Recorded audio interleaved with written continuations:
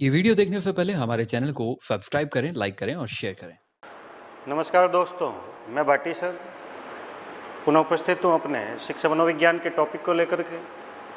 पिछले वीडियो में खूब सारे कमेंट मुझे प्राप्त हुए और बच्चों ने बहुत ही अच्छा लाइक किया, तो सबका धन्यवाद। आगे मैं बात करूँगा मनोविज्ञान में शैशवावस्था के बाद में बाल्यावस्था की विशेषताओं की। तो बात की पिछले वीडियो में शैशवावस्था की विशेषताएं, बात करेंगे अब हम बाल्यावस्था की विशेषताओं को लेकर के। विशेषताओं में से 1 या 2 प्रश्न प्रत्येक परीक्षा में लगभग पूछे जाते हैं। सामान्य चीज़ों को व्यवहारिक ढंग से पूछा जाता है। बस उसी व्यवहारिक चीज़ को समझने के लिए हम यहाँ पे अब अध्ययन करें बाल्यावस्था। बात की हमने शैशवावस्था की। शैशवावस्था जीवन का सबसे महत्वपूर्ण काल पड़ा था हमने। बाल्यावस्था को उसी क्रम में अगर बात की जाए तो बाल्यावस्था जीवन का अनोखा काल है। तो बाल्यावस्था को जीवन का अनोखा काल कहा जाता है। अनोखा काल, अनोखापन लिए हुए ये अवस्था बाल्यावस्था रहती है। अब क्या है ये अनोखापन, क्या है ये अनोखी बातें इस अवस्था की? धीरे धीरे आगे जो विशेषताएं आएगी वो बाल्यावस्था के अनोखेपन को दर्शाएगी। तो क्या है अगली विशेषताओं में? तो जीवन का ये अनोखा काल है। तो इस अवस्था को बहिर्मुखी काल के नाम से संबोधित किया जाता है। जिस प्रकार पिछले वीडियो में आपने देखा कि शैशवावस्था एकांत प्रियता का काल था। शिशु एकांत में रहना, एकांत में खेलना, एकांत में रहना पसंद करता है। उसी प्रकार बाल्यावस्था में अब बालक उस एकांत प्रियता को त्याग कर, उस एकांत प्रियता को त्याग कर खुले वातावरण में भगना, दौड़ना पसंद करता है। जिस कारण से इस अवस्था को बहिर्मुखी काल संबोधित किया जाता है। तो ये बहिर्मुखी काल है। अब बालक घर त्याग करके बाहर की ओर आ रहा है। बाहर का मतलब यहाँ ये नहीं कि घर से बाहर, अब ये आ रहा है मैदान की ओर, अब ये आ रहा है विद्यालय की ओर, निकल पड़ता है और उसका संपर्क अनेक लोगों से होता है। अनेक लोगों से संपर्क होने पर बात करना, पूछना उन लोग, तो ये उसके बहिर्मुखी व्यक्तित्व की निशानी को प्रदर्शित करता है। तो ये बहिर्मुखी काल है। इस अवस्था को खेल की आयु कहा जाता है। यह खेल की आयु है। जबकि शैशवावस्था के बारे में हमने बात की कि शैशवावस्था खिलौनों की आयु है। अब खिलौनों को छोड़कर बालक यहाँ मैदान में आ रहा है खेल को खेलने के लिए। ये खेल की आयु है। खेल जो मैदान में खेला जाता है, इसी कारण से इस काल को मैदान की आयु के नाम से भी पूछा जाता है। तो ये मैदान की आयु है। मैदान की आयु, ये वह आयु है जहाँ पर मैदान में, खेल के मैदान में बालक को वास्तविक जगत का आभास होता है कि वास्तव में दुनिया कैसी है। शैशवावस्था में जिन कल्पना जगत में शिशु कहानी और चित्रों को देख करके अपने ही कल्पना जगत में खोया रहता था, उसी कल्पना जगत से अलग हटकर इस मैदान में उसे उस वास्तविकता का आभास होता है कि क्या है ये जीवन और किस प्रकार के लोग होते हैं। कहानियों में, चलचित्रों में बच्चा जानवरों को बोलते हुए देखता है। कुत्ता बोल रहा है, गधा बोल रहा है, लेकिन जैसे ही मैदान में ये जाता है तो इसे आभास होता है कि वो सब चीज़ें एक भ्रम थी। भ्रम को त्यागने की कोशिश यहाँ की जाती है। तो इस काल को अनेक परीक्षाओं में वास्तविक जगत में प्रवेश की आयु के नाम से पूछा गया। जब ये प्रश्न वास्तविक जगत में प्रवेश की आयु के नाम से पूछा गया तो ज़्यादातर लोगों ने सोचा कि भाई किशोरावस्था हो सकती है। तो कई लोगों की शादियाँ किशोरावस्था में होती है तो लगता है कि भाई वास्तविक जीवन वही है शादी के बाद का, लेकिन वो नहीं है। वास्तविक जीवन जो बाल्यावस्था से संबंध रखता है। तो बाल्यावस्था को वास्तविक जीवन में प्रवेश का काल कहते हैं। अब ये मैदान में जो आ रहा है तो वास्तविक जगत से उसका आभास हो जाता है। तो ये वास्तविक जीवन में प्रवेश की आयु है। ये काल चिंतन के काल के नाम से जाना जाता है। चिंतन का काल, ये चिंतन का काल है। बालक विषय वस्तुओं को देखता है तो चिंतन करता है। शैशवावस्था में हमने बात की कि शैशवावस्था तीव्र जिज्ञासा का काल है। जिज्ञासावश शिशु अपनी माँ को बार बार उन विषय वस्तुओं के बारे में पूछता है, जो देखता है कि माँ ये क्या है, क्या है, क्या है। अब उस क्या की जानकारी जो शैशवावस्था में होती है, उसी क्या का इस अवस्था में ये क्या क्यों बन जाता है। अब बालक क्या ना पूछ करके माँ को पूछता है कि माँ ये ऐसा क्यों है, ऐसा कैसे है। तो ये क्यों व कैसे से प्रश्न पूछने की आयु को दर्शाता है। क्यों व कैसे से प्रश्न पूछने की आयु बाल्यावस्था है। ये क्यों और कैसे जो शब्द है, एक छोटा सा उदाहरण दूंगा कि शैशवावस्था में बालक को माँ ने पेड़ के बारे में बताया कि बेटा ये पेड़ है। बाल्यावस्था में बच्चे के मन में ये भाव जन्म लेने पड़ता है कि ये पेड़ है, तो इस पेड़ की पत्ती छोटी क्यों है और इसकी पत्तियां बड़ी क्यों हैं। तो पत्तियों को ला करके अपनी माँ के सामने रखता और पूछता, माँ ये पेड़ है तो ये पेड़ एक जैसे क्यों नहीं। तो इसी चिंतन, ये जो प्रश्न बच्चे के द्वारा माँ को पूछा गया, ये उसके चिंतन के स्वरूप को दर्शाता है। मूर्त विषय वस्तुओं के प्रति बालक का चिंतन शुरू हो जाता है और उसी चिंतन के क्रम में बालक उन विषय वस्तुओं के बारे में गहन जानकारी को प्राप्त करना चाहता है, जो उसके सामने तो है प्रत्यक्ष रूप में, लेकिन वो अंतरों को लिए हुए है कि ये ऐसा क्यों है। फैन, पंखा, जो शैशवावस्था में शिशु को बताया गया, और उसी पंखे के बारे में बाल्यावस्था में ये बालक पूछता है, माँ ये फैन है तो ये फैन और इस फैन में अंतर क्यों। तो माँ कहती बेटा ये टेबल फैन है और ये छत का फैन है। उसी प्रकार पेड़ों की पत्तियों को देख करके फिर माँ बच्चे को बताती है कि बेटा ये पत्तियाँ जो छोटी पत्ती है तुलसी की है, बड़ी है नीम की है, उससे बड़ी है पीपल की है, उससे बड़ी है बट की है, और ये सबसे बड़ा तो केले का है पत्ता। तो इसी क्रम में ये क्या और क्यों, क्यों और कैसे जो बना क्या से, उस क्यों और कैसे से प्रश्न पूछने के काल के नाम से ये अवस्था संबोधित की जाती है। ये चिंतन का काल। यहाँ चिंतन केवल मूर्त विषय वस्तुओं का, भ्रम में ना रहे।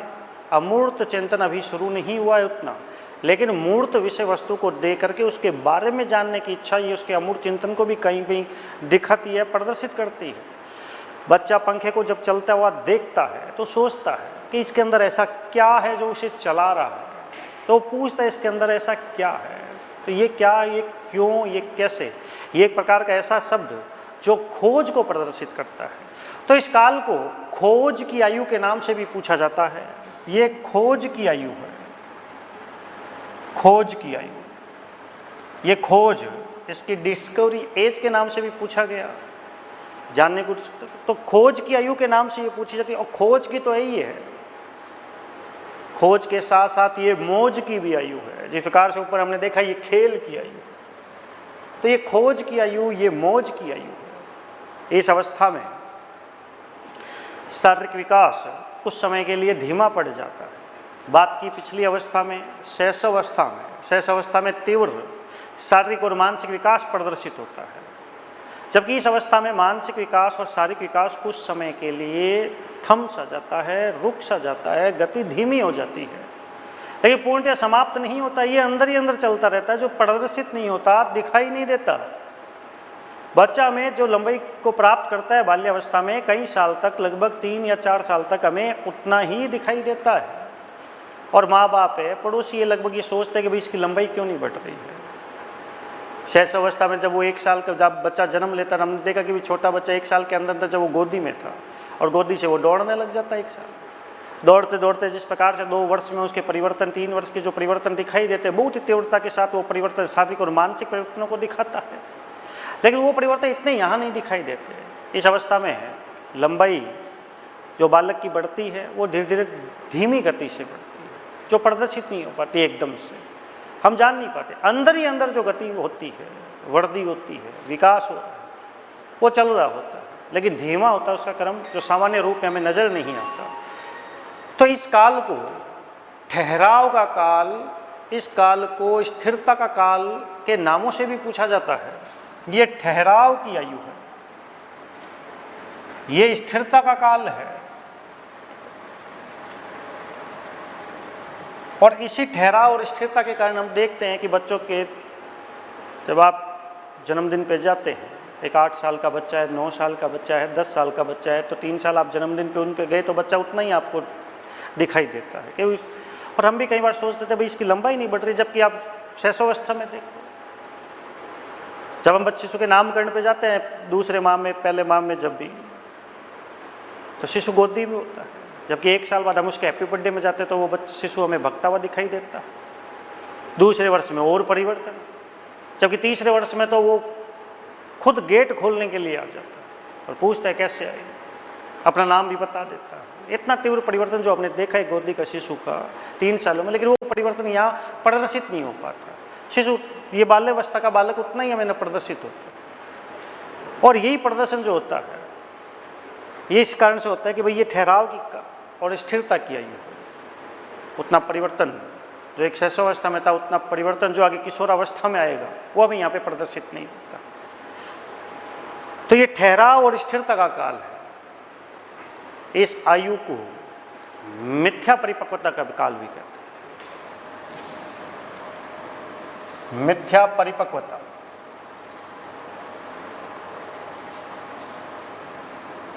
इस मिथ्या परिपक्वता को कृत्रिम परिपक्वता के नाम से भी एग्जामों में पूछा गया। अब क्या है ये मिथ्या परिपक्वता और क्या है ये कृत्रिम परिपक्वता, बात करते हैं इसके बारे में हम। तो ये मिथ्या परिपक्वता का काल है, ये कृत्रिम परिपक्वता का काल है। परिपक्व बालक हुआ नहीं है, मैच्योर हुआ नहीं है, लेकिन यहाँ पर कुछ कंडीशनें ऐसी होती है कि बच्चा अपने आप को मैच्योर समझने लगता है, परिपक्व समझने लगता है। और यही उसका परिपक्व और मैच्योर अपने आप को समझना उसके अंदर भ्रम को जन्म दे देता है, जिस कारण से ये काल भ्रम की आयु भी है, ये भ्रम का काल भी है। कई किताबों में इसे छदम परिपक्वता, छिपी हुई परिपक्वता के नाम से भी संबोधित किया गया है। छदम परिपक्वता का काल, बालक परिपक्व हुआ नहीं है, बालक मैच्योर हुआ नहीं है, लेकिन अपने आप को वो ये मैच्योरनेस समझने लगता है कि मैं बड़ा हो चुका हूँ, क्योंकि जब वो लोगों को ये बात करते हुए देखता है, सुनता है कि उसकी लंबाई नहीं बढ़ रही है।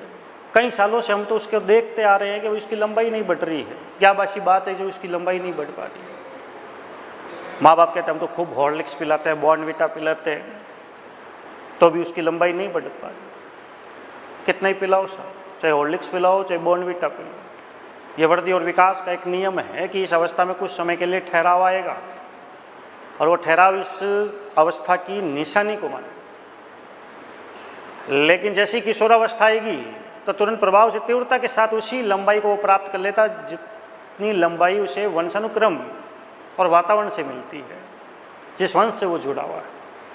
तो यहाँ पर कुछ समय के लिए जब ये वृद्धि और विकास धीमा होता है, लोग आपस में जब बात करते हैं तो बालक जब इस बात को सुन लेता है तो उसके मन में विचार उत्पन्न होने लगता है, क्योंकि ये चिंतन की आयु, बालक चिंतन करने लगता है कि शायद अब मेरी लंबाई नहीं बढ़ेगी, शायद मैं अब इतना ही रहूं।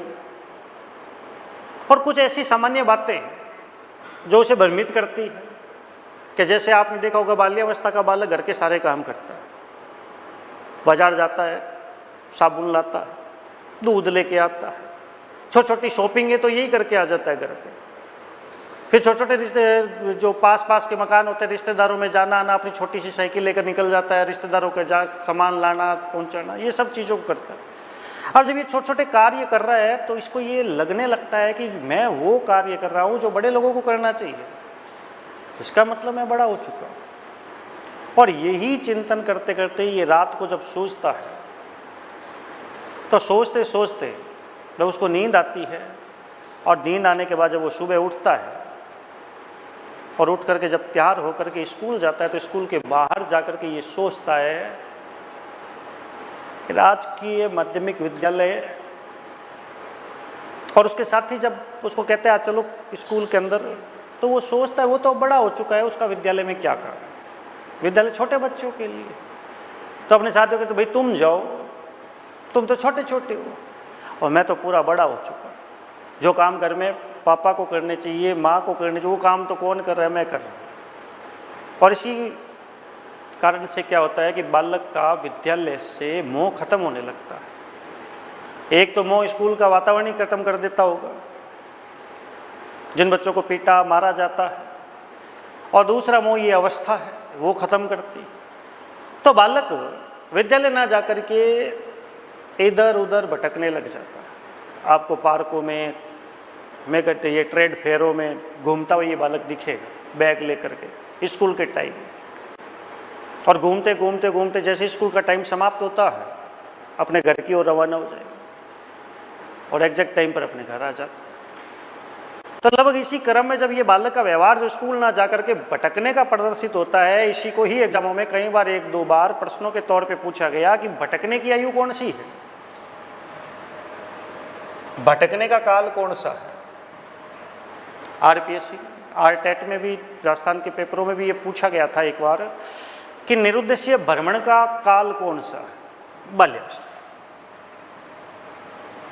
निरुद्देश्य भ्रमण, ये भ्रमण का काल है, निरुद्देश्य भ्रमण का काल बाल्यावस्था। कई बच्चे इस प्रश्न का उत्तर किशोरावस्था करते हैं। पूछा गया मुझसे कि सर ये निरुद्देश्य भ्रमण तो किशोरावस्था में होता है, जबकि एग्जाम में जो की आई है वो बाल्यावस्था को मान रहे, ऐसे कैसे। तो मैंने कहा पूरा पढ़ो ये क्या है। निरुद्देश्य भ्रमण का काल है, खाली भ्रमण का काल नहीं, निरुद्देश्य बिना उद्देश्य भ्रमण करना। किशोर बिना उद्देश्य घर से बाहर नहीं निकलता, वो अवस्था अलग अवस्था। जबकि ये बिना उद्देश्य के भटकता रहता है, कोई उद्देश्य फालतू घूमना, यही इस अवस्था की निशानी को प्रदर्शित करता है। उद्देश्य पूर्वक घूमना, किशोर अगर दूध लेने भी जा रहा है उसके पीछे कोई कारण है। अगर आपको कह रहा है मैं मंदिर जाई हूँ तो उसके पीछे भी कोई कारण होगा, लेकिन बेचारा ये बालक या कोई बिना कारण के ये घूमता है। तो ये निरुद्देश्य भ्रमण का काल है। ये वह आयु है जिसे मैदान की आयु के नाम से भी जाना जाता है। बात की हमने मैदान की आयु की, मैदान में ये अकेला रहता नहीं है, अपने साथियों के साथ रहता है। यही साथी इसके समूह को दर्शाते हैं। ये समूह का काल है, इसी समूह के काल को दल का काल भी कहते हैं। ये दल की आयु है, ये टोली की आयु है। इस अवस्था को समूह, दल, टोली, गैंग, गिरोह इन नामों से भी संबोधित किया जाता है। तो ये गैंग की आयु है, ये गिरोह की आयु है। और यही समूह, यही दल, यही टोली, यही गैंग, यही गिरोह, जिस गिरोह में जिस गैंग या जिस समूह का बच्चा सदस्य होता है वही गुण इस बालक में आते रहते हैं। ये सामूहिकता का काल है और यही समूह बालक में सबसे बड़ी विशेषताओं को जन्म देता है। जैसे हमें एग्जामों में पूछा गया सामाजिकता का काल कौन सा है, नैतिकता का काल कौन सा है, आज्ञाकारिता का काल कौन सा है। ये सारी विशेषताएं, नैतिकता, सामाजिकता, आज्ञाकारिता, ये सब की सब उस समूह पर डिपेंड करती है जिस समूह में ये रहता है। ये समूह ही उसे समाज को आभास करवाता है। जैसे ही शिशु घर त्याग कर मैदान में आया तो उसे समाज का एहसास हुआ कि समाज में रहते। मैदान में जगह जगह से बच्चे आते हैं खेलने के लिए, वो अपने सोसाइटी का प्रदर्शन, अपने रूपों, सोसाइटी में जिस प्रकार से वो रहते हैं उन रूपों का प्रदर्शन वहाँ करते हैं। मैदान में बच्चा वही रूप सीखता है। यही इसकी सामाजिकता को जन्म दे देता है। सामाजिकता तक कि समाज में कैसे रहना है, यही इसमें नैतिकता को जन्म दे देता है। ये सामाजिकता का काल है, ये नैतिकता का काल है। ये काल मनोविज्ञान के अंतर्गत उपद्रव के काल के नाम से पूछा जाता है। ये उपद्रव की आयु है। यहाँ पर बच्चे की अगर आवश्यकता की पूर्ति नहीं होती है तो बच्चा घर में उपद्रव का माहौल कर देता है। ये उपद्रव की आयु है, ये उपद्रव का काल है। ये वो काल है जिस काल में बालक जिस विषय वस्तु के प्रति चिंतन करता है उसके प्रति गहरे तरीके से सोचने लगता है और उसका सोचना, विचार करना, खोज करना उसकी निरीक्षण की शक्ति को दर्शाता है। इसी कारण से इस काल को निरीक्षण का काल भी कहते हैं। निरीक्षण का काल, यह निरीक्षण की आयु, यह निरीक्षण का काल है। इस काल को चातुर्यता की आयु के नाम से भी जाना जाता है। बच्चा किस प्रकार से अपने प्रश्नों को पूछता है, किस प्रकार से विचार करता है, तो ये काल चातुर्यता का काल भी रखा है। चातुर्यता का काल है। इस काल को हमने देखा कि ये समूह टोली का काल है। तो समूह और टोली में रह कर के बच्चे जब टोली में, समूह में खेलते हैं तो उनका कोई ना कोई एक लीडर होता है जो पूरी की पूरी टोली का नेतृत्व करता है। इसी कारण से उस टोली के नेतृत्व करने के कारण उस लीडर के इस काल को लीडरशिप का काल, नेतृत्व की आयु के नाम से जाना जाता है। यह नेतृत्व का काल, यह लीडरशिप की आयु के नाम से भी पूछा जाता है। इन्हीं विशेषताओं के क्रम में और अनेक विशेषताएं जो बाल्यावस्था को लेकर के हमें पूछी जाती है, जैसे सृजनात्मकता की आयु का संबंध बाल्यावस्था से, जिसे विधायकता की आयु, कलात्मकता की आयु के नाम से अनेकों बार ये एग्जामों में पूछा गया। तो सृजनात्मकता, विधायकता, रचनात्मकता, कलात्मकता एक ही शब्द को दर्शाते हैं और उन्हीं सभी की आयु का संबंध बाल्यावस्था के। ये स्फूर्ति का काल है। बच्चा खेल खेलता है, खेल खेलते खेलते थकता ही नहीं। रात को 2 बजे उठा करके आप खेल खिलाओ, क्या जो खेलने चले मैदान में, क्या चलो। तो ये स्फूर्ति की आयु है, ये स्फूर्ति का काल है। यहाँ पर बच्चा अपने समूह में ही रहना पसंद करता है। जो उसका समूह बनता है, ये समूह समान लिंग वाले बच्चों का ही होता है। लड़के लड़कों के साथ खेलना, लड़कियां लड़कियों के साथ खेलना, यानी कि सब दोनों लड़के और लड़कियां अपने समूह में खेलना पसंद करते हैं, जिस कारण से इसे समलिंगीय प्रेम का काल कहते हैं। इस अवस्था में कामुकता नहीं पाई जाती, जिस कारण से इस अवस्था को काम की सुषुप्त अवस्था के नाम से पूछा जाता है। ये काल संचय और संग्रह के काल के नाम से जाना जाता है। बच्चा कुछ ना कुछ विषय वस्तुओं को बहुत से इकट्ठा करने की कोशिश करता है। पतंगे हो गई, बॉल हो गई, कांच के कंचे हो गए इत्यादि। तो ये संचय और संग्रह का काल है। ये वो अवस्था जिस अवस्था में सबसे ज़्यादा एडजस्टमेंट, समायोजन देखने को मिलता है। ये एडजस्टमेंट की आयु है, समायोजन का काल है। तो ऐसी अनेक विशेषताएं जो इस अवस्था में पाई जाती है। तो इसी क्रम में बात करूं बाल्यावस्था। नेक्स्ट वीडियो में बात करेंगे हम विशेषताओं में किशोरावस्था की विशेषताओं। दोस्तों, आपको ये वीडियो कैसा लगा, लाइक एंड शेयर करें। धन्यवाद।